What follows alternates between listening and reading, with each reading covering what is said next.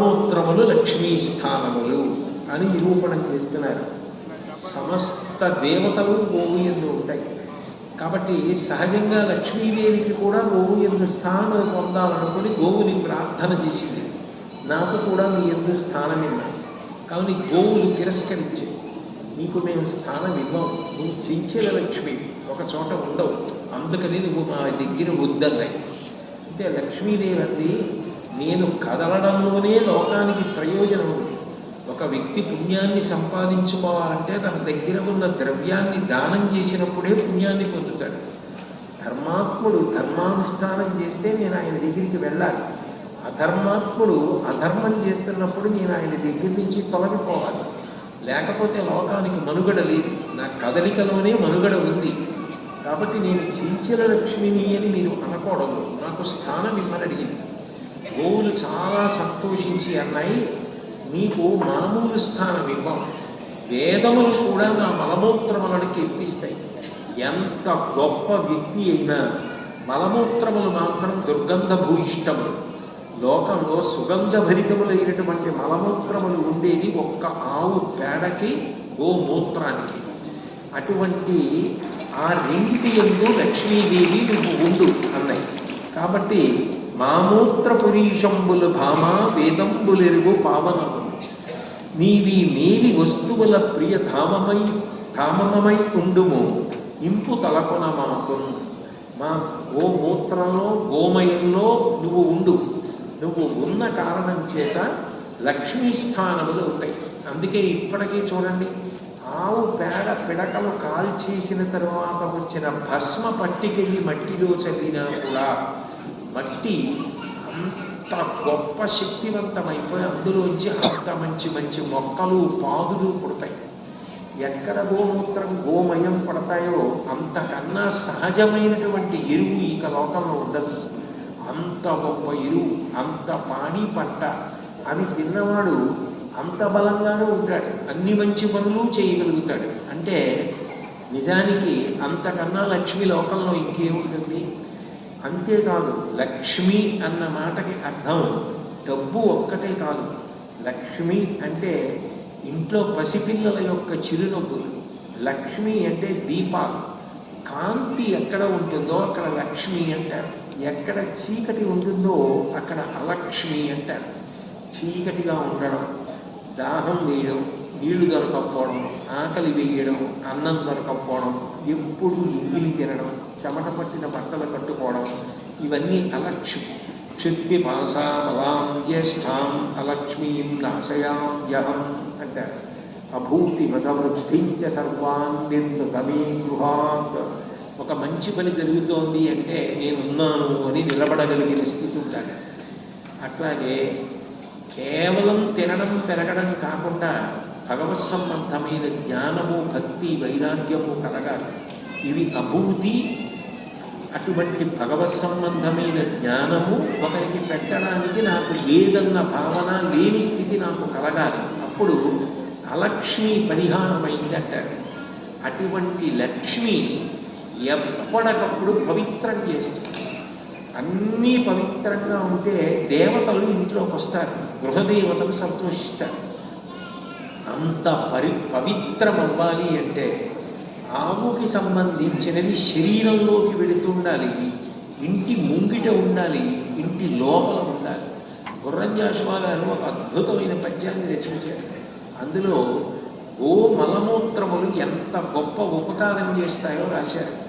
నీ పేడ కలయంపి నీట మజ్జనమాడి కలకలలాడని నిలయమీది, పాపభంజకమైన నీ పంచికమును అంటి సంశుద్ధి నొందని స్థానమీది, ప్రియమాన నీ పాలు పెరుగు ఆహారించి బొజ్జ పెంచని భోగ పురుషుడీడి, నీవెన్న కాచిన నెయ్యి సంగతి కూడి రుచి నేర్చుకొనకున్న పచనమీది, నీదు కొమరులు మనుమలు నిన్న నేడు చెమట తడియని బెత్తెడు క్షేత్రమేది, కటకటా తల్లి నిరంత కద్దమమున ఓలలాడని రవ్వంత చూపియేది అని అడిగారు. గోమూత్రాన్ని, గోమయాన్ని ఇంట్లో చదువుతారు. పూర్వం ఆవు పేడ నీళ్లలో కలిపి ఇళ్ల ముందు కల్లాపి చల్లేవారు. చల్లితే సూక్ష్మక్రిములన్నీ కూడా మరణిస్తాయి. ఆ పొగ వాతావరణంలోకి వెళితే వాయు సంబంధమైనటువంటి కాలుష్యం కలుగుతుంది. ఆవు పేడ నీళ్లు చల్లడం ద్వారా క్రిమికీటకాదులు ఇంట్లోకి వచ్చి పిల్లల ఆరోగ్యం పాడు చేయకుండా కాపాడుకునేవారు. అదే లక్ష్మి. అట్లాగే గోమూత్రమును చల్లితే ఆ ప్రదేశం సంశుద్ధి నొందుతుంది. నీ పాపభంజకమైన నీ పంచికమునంటి సంశుద్ధి నొందని స్థానమేది. మనిషి ఆరోగ్యంగా ఉండాలంటే ఆశీర్వచనం చేసినప్పుడు కృతం పిబేత్ అంటే అది నెయ్యి తాగు అంటారంటే ఆవు నెయ్యి పుచ్చుకోవడం అంత గొప్పది. అట్లాగే ఏదైనా పవిత్రమైన కార్యం చేసినప్పుడు నైవేద్యం పెట్టాలి అంటే ఆవు నీతితో చేస్తారు, లేదా ఆవు నీతిని అభిగారం చేస్తారంటే దాని మీద చల్లుతారు. చల్లితే తప్ప నైవేద్యానికి యోగ్యత కలగదు. అంటే దేవతా కార్యమునందు అంత గొప్పది. ఆ ఆవు యొక్క బిడ్డలు మనవలు ఈ భూమిని అంతటిని దున్నుతున్నాయి. అసలు ఆవు అనుగ్రహం లేకుండా నిలబడిన జాతి ఏది? ఇంత గొప్ప జాతి, గోవు చేత పులకరించి పరవశించి పవిత్రమైపోయిన జాతి భారత జాతి. కాబట్టి గో మలమూత్రము లక్ష్మీ స్థానములు అని నిరూపణం చేసి ఆవు పేడ, ఆవు మూత్రము, లక్ష్మీదేవి, ఆవు దూడ, పర్ణశాల గోడలకి కూడా ఆవు పేడ మెత్తేవారు. ఎందుకనంటే అంత పవిత్రంగా చీమలు పురుగులు కూడా చేరేవి కావు. నా చిన్నతనంలో నాకు ఇప్పటికీ బాగా గుర్తు, మా ఇంట్లో ఒక పాట అలా ఉండి ఆవు పేడతో అలికి ఉండేది. అందులో అనుష్ఠానం అవి చేస్తుండేవారు. అది పరమ పవిత్రంగా ఉంటుంది. నాకు ఇప్పటికీ బాగా జ్ఞాపకం. దాన్ని గచ్చు అంతా కూడా గచ్చు చేయకుండా దాన్ని మట్టితో అలికి, ఆ పసుపు రంగులో ఉండేది మట్టి, అది తీసుకొచ్చి ఆ మట్టి మెత్తి దాని మీద ఆవు పేడతో అలికితే ముగ్గులేసి అక్కడ కూర్చొని అనుష్ఠానం చేసుకుంటుండేవాడు. ఆవు పేడ అంత పవిత్రం కాబట్టి అది లక్ష్మీ స్థానము అని నిరూపణం చేశారు. తరువాతి చిత్రం దగ్గరికి వచ్చేటప్పటికీ గోవుకి గ్రాసం పెట్టడం. కామకోటి 70వ పీఠాధిపతులు శంకరగిరీంద్ర సరస్వతి స్వామి వారిని కాకినాడ గోశాలకు వచ్చి గోగ్లాసం పెట్టినప్పుడు పొందిన ఆనందాన్ని ప్రత్యక్షంగా చూసిన తరువాత ఎమ్మరాజు రవికిషోర్ గారు తయారు చేసిన చిత్రం. గోవుకి గ్రాసం పెట్టినప్పుడు 2 శ్లోకాలు చెప్తారు. గావో మే మాతరః సర్వాః పితరశ్చైవ గోవృషాః గ్రాసముష్టిం మయా దత్తం ప్రతిగృహీత మాతరః యత్కృతం దుష్కృతం తేన జ్ఞానతో అజ్ఞానతోపి వా తస్య నశ్యతి తత్సర్వం దుస్వప్నం చ వినశ్యతి. గోవులు సమస్త లోకములకు తల్లి, ఎద్దు తండ్రి.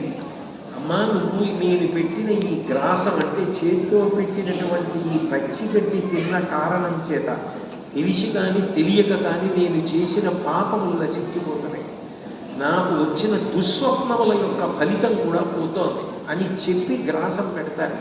అందుకే ఆవులకి పెట్టేటప్పుడు జాగ్రత్తగా పెట్టాలి. దాని ఆరోగ్యం గురించి తెలియకుండా అధికంగా అరటిపళ్ళు పెట్టేయడం, పాచిపోయిన అన్నం లాంటివి పెట్టడం, ఎక్కువగా జీర్ణం కాని పదార్థాలు పెట్టడం చేయకూడదు. నవధాన్యాలు పెట్టడం చాలా మంచిది, కానీ సాధ్యమైనంత వరకు వాటిని చూర్ణమైపోయేటట్టు మిల్లాడించారంటారే, అలా చేసి గోవు ఎంత తింటే మంచిదో అంతే పెట్టాలి. పెడితే నవగ్రహ హోమం చేసినట్టే. గౌరవాన్ అగ్నిహోత్రం అని వేదమంత్రం. గోవుకి పెడితే అగ్నిహోత్రంలో హోమం చేస్తే ఏ ఫలితం వస్తుందో ఆ ఫలితం వస్తుంది. హోమం చేసేటప్పుడు ఎలా జాగ్రత్త తీసుకుంటారో అట్లాగే జాగ్రత్త తీసుకుని పెట్టాలి గోవుకి పెట్టేటప్పుడు. గోగ్రాసం పెట్టడం అంత గొప్ప విషయం.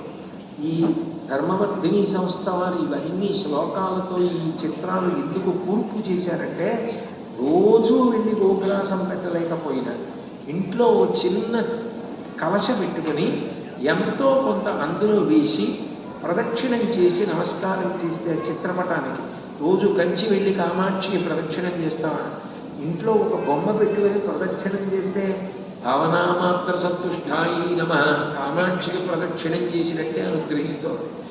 దీనికి ప్రదక్షిణం చేసి ఒక పాత్రలో డబ్బులు వేసి నెలకొక్కసారి మీకు దగ్గరున్న గోశాలకు వెళ్ళి నవధాన్యాలో తౌడో చిట్టో గడ్డో కొని పట్టుకెళ్ళి గోవులకు ఇస్తే మనని మనం రక్షించుకోవడానికి ఇంతకన్నా మంచి మార్గం ఉండదు. కొన్ని చోట్లయితే ఆశ్చర్యకరమైనటువంటి సంస్థలు ఉన్నాయి. నేను బెంగళూరులో ఒక సంస్థని చూసి చాలా ఆశ్చర్యపోయాను. వాళ్ళు ఒక కుటుంబంలో ఒక రోజుకి ఒక సభ్యుడి దగ్గర ₹1 అంతకన్నా ఎక్కువ పుచ్చుకోరు. ఒక్క వ్యక్తి ఉన్నాడు అనుకోండి, ఓ కుటుంబంలో 4 ఉన్నారనుకోండి, నలుగురు కలిపి నెలకి ₹120, అంటే మనిషికి 30. ₹120 ఇస్తే నలుగురి పేరు మీద తీసుకొని ఎక్కడ గోశాలలో గ్రాసం లేదో ఇబ్బంది పడుతున్నాయో అక్కడికి వెళ్ళి అవి కొని ఇచ్చేస్తూ ఉంటారు.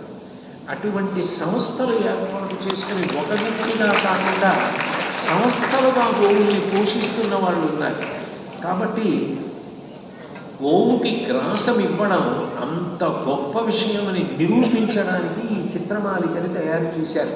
తరువాతి చిత్రం దగ్గరికి వచ్చేటప్పటికీ అరుణాచలంలో భగవాన్ రమణులు సాక్షాత్తు ఆత్మస్వరూపంగా భూమి మీద తిరుగాడినటువంటి వ్యక్తి.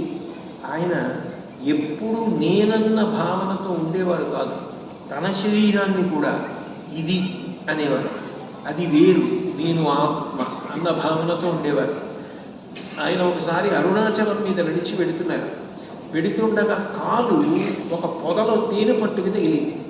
తేనెటీగలన్నీ బుస్సులు లేచి ఇది వాటి నివాస స్థానాన్ని తన్నింది. అందుకని అవి ఇబ్బంది పడ్డాయి. ఇది శిక్షింపబడాలని ఒక కాలు అలాగే వదిలేశారు. తేనెటీగలు వచ్చి కాలునంతటిని కుట్టేసి వెళ్ళిపోయింది. ఆయన సాక్షిగా ఏది తప్పు చేసిందో అది బాధపడుతోందని అలాగే చూస్తూ ఊరుకున్నారు. ఆయన తిరిగి కిందకు వచ్చేటప్పటికి కాలు ఇంతలా వాచిపోయింది. అందుకే ఆయన చివరి వరకు కూడా ఒక కాలు వాచిపోయినట్టు ఉండేది. అంత శరీర స్థితి లేకుండా ఆత్మస్థితిలో ఉండేవారు. ఆఖరికి పాము వెడుతున్నా కూడా వారు ఎందుకు వచ్చారు అనేవారు తప్ప అగౌరవంగా మాట్లాడేవారు కాదు. అంతటా ఆత్మనే చూస్తూ ఉండేవారు. అటువంటి మహాపురుషుడు చివర శరీరం విడిచిపెట్టేసినప్పుడు వైద్యులు ప్రాణవాయువు తీసుకొస్తుంటే వద్దు అని చెప్పి శరీరంలోంచి జ్యోతి పైకి లేచి అరుణాచలం చుట్టూ ప్రదక్షిణం చేసి అరుణాచలంలోకి వెళ్ళిపోయారు. అంతటి మహాపురుషులు వారు కూడా ఆశ్రమంలో లక్ష్మి అన్న గోవుకి అంత సేవ చేసేవారు. అది కూడా భగవానులంటే అంత ప్రేమ చూపించేది. దానికి ఒక కొత్త పాట వేశారు. ఆవుని దూడని అందులోకి వెళ్ళమంటే అది అక్కడ దాకా వెళ్ళడం మానేసి పరిగెత్తుకుంటూ అక్కడ కూర్చున్న భగవాన్ దగ్గరికి వచ్చి ఆయన్ని ఆ ఉత్తరీయం పట్టుకుని ఆయన కట్టుకున్న బట్టను పట్టుకుని లాగి ఆయన్ని కూడా తీసుకెళ్ళి ఆయనతో కలిసి గృహప్రవేశం చేసి చివర ఆయన దగ్గర అది కుడిచి పైకి పెట్టి శరీరం వదిలేసింది. ఇది మోక్షాన్ని పొందింది. సాక్షాత్ పరదేవత మనని అనుగ్రహించడానికి ఇంతకాలం మనతో తిరిగిందని సిద్ధపురుషులు విడిపోతే ఎట్లా చేస్తారో అట్లా ఆశ్రమం వెనక గొయ్యి తెప్పించి ఉప్పు, ఆ తర్వాత కర్పూరం అటువంటివన్నీ వేసి ఆవు శరీరాన్ని అందులో దింపి శివలింగాన్ని ప్రతిష్ఠించి అక్కడ గోవు మహాలక్ష్మి సమాధి అని రాయించారు. ఇప్పటికీ కూడా మీరు అరుణాచలం వెళ్తే భగవాన్ రమణుల ఆశ్రమం వెనక కనపడుతుంది లక్ష్మి సమాధి. అంటే అంత భక్తితో గోవుని ఆత్మస్థితికి వెళ్ళిపోయినటువంటి భగవాన్ రమణులు కూడా సేవించారు. అంటే గో సేవ, గో పూజ, గో ప్రదక్షిణ, గో స్మరణ, గోవు గురించి వినడం, గోవు గురించి చెప్పుకోవడం, ఇవన్నీ ఎంత గొప్పవో. కలియుగంలో మన ఉద్ధరణ కొరకే భగవంతుడు పరదేవతని గోవుగా సృష్టించాడు. ఇటువంటి గోవుని కాపాడుకోవడం, గోసేవ చేయడం, అది మన పిల్లలందరికీ వారసత్వ సంపదగా అందించడం మనందరి కర్తవ్యం. ఈ వారసత్వ సంపద ఎప్పటికీ కొనసాగాలన్న ఉద్దేశంతో ధర్మవర్ధిని సంస్థ వారు ఈ చిత్రమాలికని శ్లోకాల్ని కలిపి తయారు చేశారు. ఇది యథార్థానికి అందరికీ ఇవ్వాలని కోరికున్నా అది చిన్న సంస్థ. దాని కోరికలు ఆశయాలు పెద్దవి.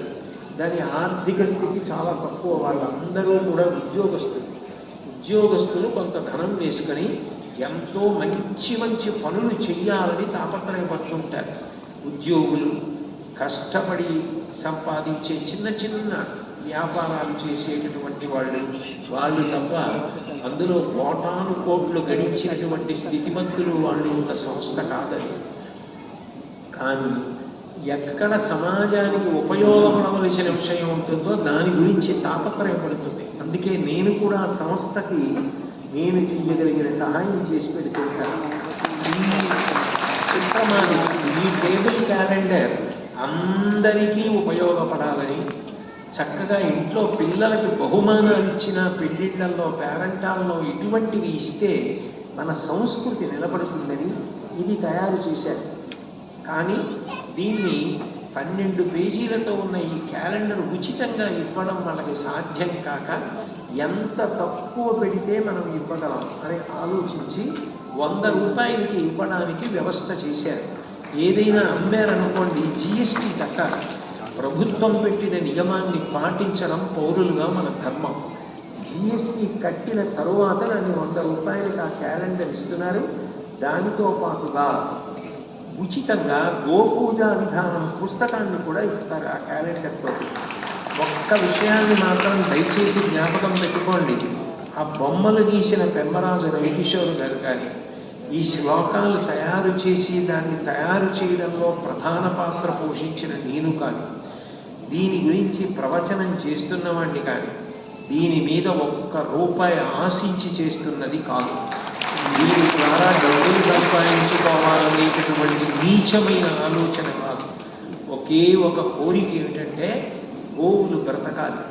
గోవుల ద్వారా అందరూ అభ్యున్నతిని పొందాలి, అందరూ వృద్ధిలోకి రావాలని, అందరికీ గోవులకు సంబంధించిన విషయం తెలియాలని ఆయా శ్లోకాలని అట్లా కూర్చి దీన్ని తయారు చేశారు. ఈ సభ పూర్తయిపోయిన తర్వాత మీరు బయటికి వెళ్ళేటప్పుడు బహుశా నిర్వాహకులు ఇక్కడెక్కడో కౌంటర్లు ఓపెన్ చేసి ఉంటారు. మీరు వెళ్ళేటప్పుడు కావలసిన వారు ఆ క్యాలెండర్లు తీసుకోవచ్చు. ఇవాళ తీసుకోవడానికి మీరు సిద్ధపడి రాకపోతే బహుశా రేపు కూడా తీసుకోవడానికి వీలుగా ఇక్కడ దగ్గరలో ఎక్కడైనా వ్యవస్థ చేశారేమో అని అనుకుంటున్నాను. రేపు కూడా మీరు తీసుకోవచ్చు. మీరందరూ ఇంతసేపు ఇంత ప్రేమగా విన్నారు. 10 నిమిషాలకు 9 6 గంటల 30 నిమిషాలకు మొదలెట్టిన ప్రసంగం 2 గంటలు దాటిపోయింది. ఒక సినిమా నీటి ప్రసంగం చేశాను. అయినా మీరు ఇంత భక్తి ప్రపంచంలో అలా విన్నారు అంటే మీ అందరి భక్తికి నేను హృదయపూర్వకంగా సంతోషిస్తూ, మనందరికీ గోమాత అనుగ్రహం సర్వకాల సర్వావస్థల యందు ఉండాలని గోమాతని ప్రార్థన చేస్తూ సెలవు తీసుకుంటున్నాను. మంగళాచార్యపరైః మదాచార్య పురోగమైః సర్వైశ్చ పూర్వైరాచార్యైః తత్కృతాయాస్తు మంగళం. మంగళం కౌసలేంద్రాయ మహనీయ గుణాత్మనే చక్రవర్తి తనూజాయ సర్వభౌమాయ మంగళం. ఉమాకాంతాయ కాంతాయ కాంతార్థప్రదాయినే శ్రీగిరీశాయ దేవాయ మణినారాయ మంగళం. సర్వం శ్రీమాతృ బ్రహ్మ